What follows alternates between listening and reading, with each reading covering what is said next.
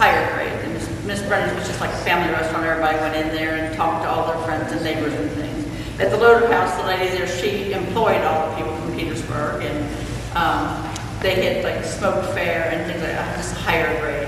She was only open in the evenings and on Saturday and Sunday, and most of the people that ate there came from out of town. They thought Petersburg was beautiful. Okay, down at the river, we have a park, and it's a beautiful level park right at the edge, and a lot of people use that. One time the Baptist church used it for ice cream social, and they took the piano out of the back of the church and put it in Miss Ash's truck, and they all went down there, and James played the piano, and everybody ate ice cream, and everybody had a good time. Boone used to have a pig roast down there once a year, and people used to use it a lot. I don't see anybody over there now, but maybe they're there when I'm not down in town.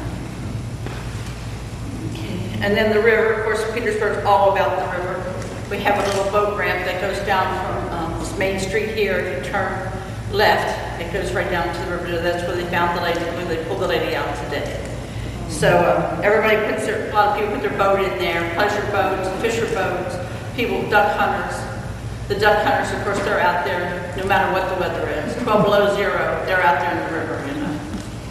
So there's always plenty to do on the river. You can just go down there and walk along the shore, because it's just a sandy, pebbly beach.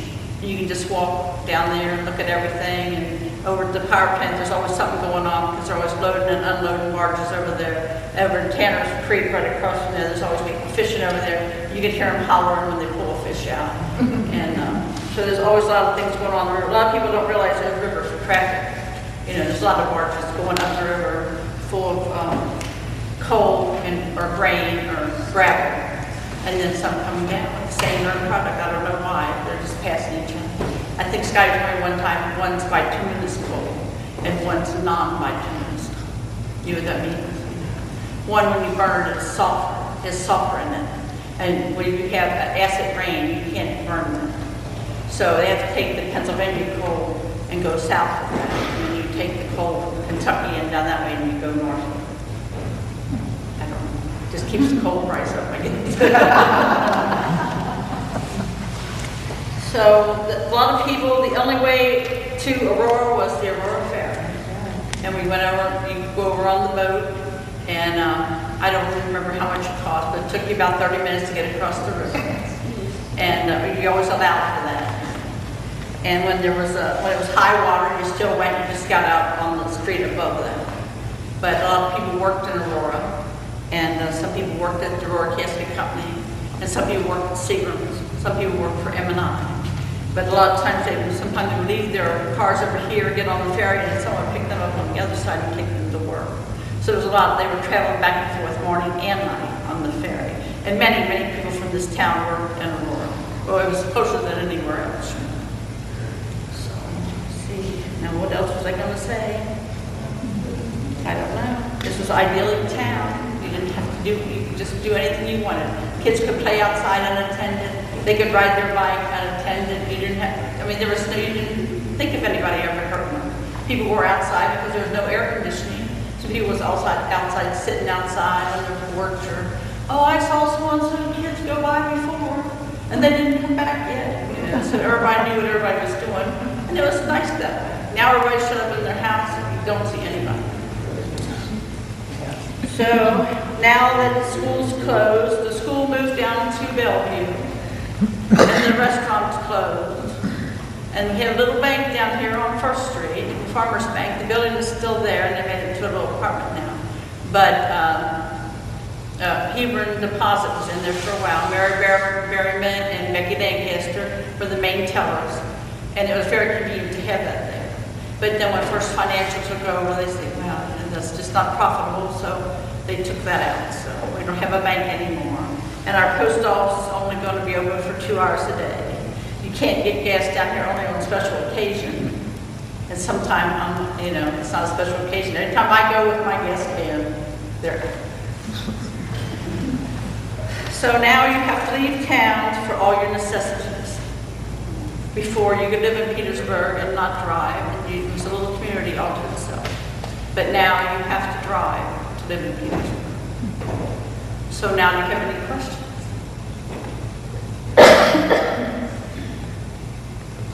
So there was never a robbery or a murder? Yeah.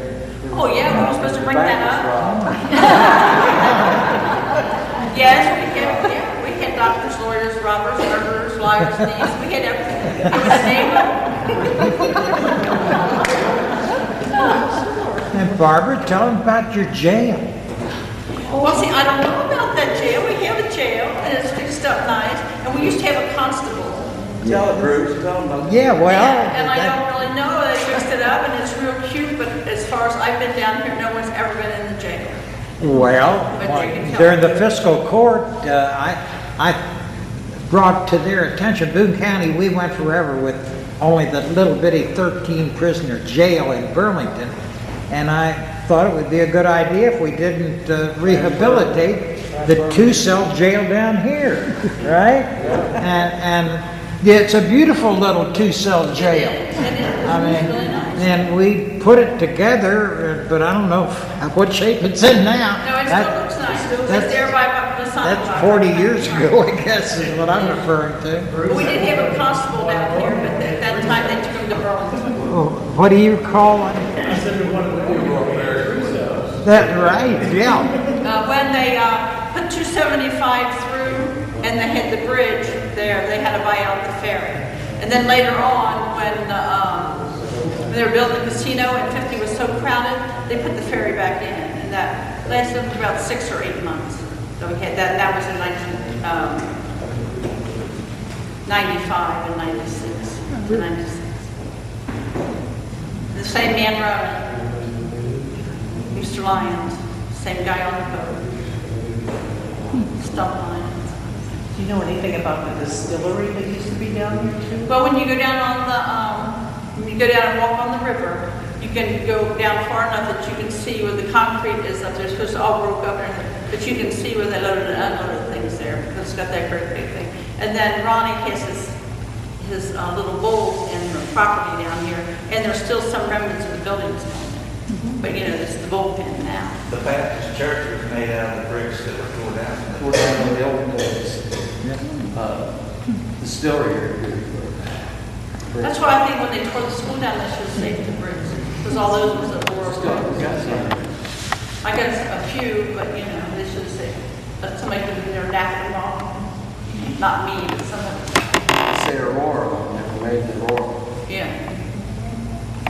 Some of them came from the distillery, they made some of the brick, What? and they take the brick from the distillery to build a schoolhouse, probably. I don't know, I thought it was a Baptist church. Yeah, the brick out of the Baptist church came from the distillery in Petersburg. Tore it down. When was the distillery in operation? Does anybody know? When it was out. 1900, I mean, that, That's in the You know where- real early 1900s, wasn't it? yes, it didn't last till 1910. I think it was gone. About 1905. At one time, it was the largest distillery in Kentucky. Yeah. Get down the In road, Kentucky. down here on Ron Gus's farm, into his farm, and that's where the road was. There was a tannery and a distillery And the clerk's house, two of the houses there are still were the distillery property, the clerk and the payroll office and all of that. Yeah, that's still down there. You were talking about Mr. Helm's garage, his son, Rip. Maybe a lot of people don't know, but he didn't have any arms at all. And he worked for General Electric? No, it wasn't General Electric. Who he worked for? CG. That's it. Senator. But he could work on cars. I used to, when you talk about playing ball down there, we used to, when they put up the lights, when you were league put up the lights, we used to have fast pitch softball leagues down here at nighttime. One of the very few fields around that actually had lights. And we played for years. And Rip would come out, he could throw a softball or a baseball or hit with a bat just about as good as anybody. He didn't have, his arm came right here, at the end of his elbow right here. He could put that ball in that just like that, and he could throw it just fast hardly as anybody else could. It was amazing. Yeah, in the UK, they have some drawings that he made. That's good as McKenna. Very good penmanship. Good driver. Yeah. Well, that's what excelling as mechanical engineering. At that time, they didn't have a CAD, you had to draw it on. Draw it all out. When I graduated from Old Hebron High School in '51, I went to Western and Southern in Cincinnati to work. And I rode with Rick every day. He'd pick me up. And it was one cold winter morning. We had a lot of snow and ice. And I got to Western and Southern, and there was no one in my department but my boss, Mr. Smith. And here I had come from Petersburg with a man without any hands. And we went up River Road, up through Ludlow, Bromley.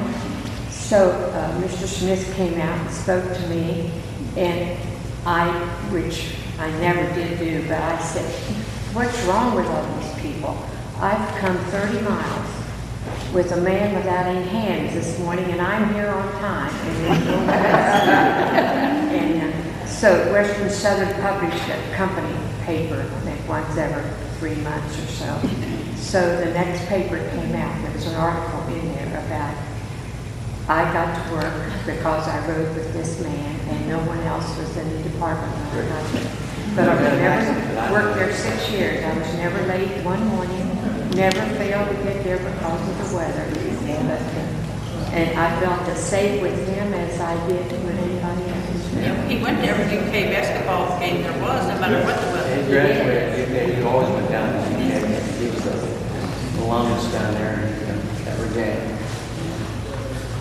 You mentioned Miss Ryle, another lady that I remember from the fairs and all was Mary Rector. And of course, Mary Rector was a walking encyclopedia about anything you ask.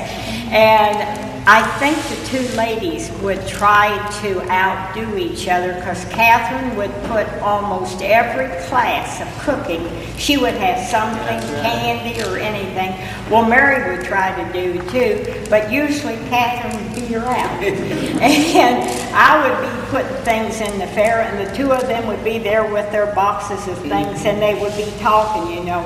Well, now, did you have good luck with this? Did that turn out good for you? And you knew, you know, and when you went to get your things at the end of the fair, they'd be there. How many did you get? Well, I should have got a ribbon on that one. I should have had a blue ribbon instead of a red ribbon. And it was really, really two lovely ladies, you know.